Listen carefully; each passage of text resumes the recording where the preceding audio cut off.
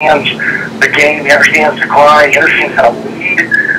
He's going to hold himself accountable so that, he can hold others accountable. He's everything you're looking for in a quarterback and a leader. We can't be any more proud of him than what we are. And it's not a surprise to us that he started right away. How much of an advantage was it for him? And obviously, he got to hit the genetic lottery, being born into the body of an NFL caliber quarterback, but also being born the sibling of a former #1 overall pick. And I would imagine that it's easier to be the most mature freshman on campus when your brother has been in the NFL. Well, I think that was a major advantage for him, but he's also put in a tremendous amount of work.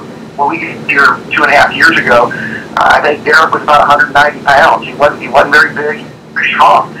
One of the things we did was our strength coach challenged him, and he got up to 215, 218 by the time he was a senior.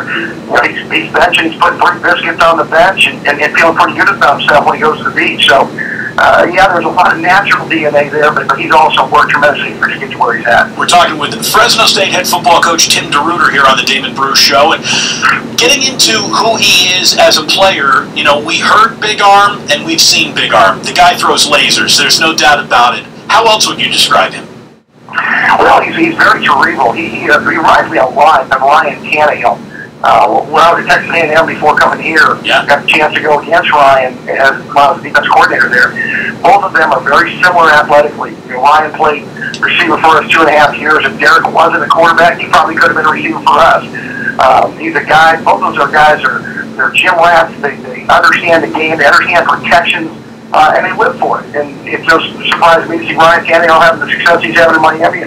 And same thing with Derek. They're very similar guys that way. You got to be excited that your boy is getting a start in week 1, but maybe at the same time, knowing what you know about football, holding that clipboard, being seasoned for a little while isn't necessarily the worst thing that's happened to some guys. We've seen other guys step right in and start Hall of Fame careers. There's no one way to go about being a great NFL quarterback.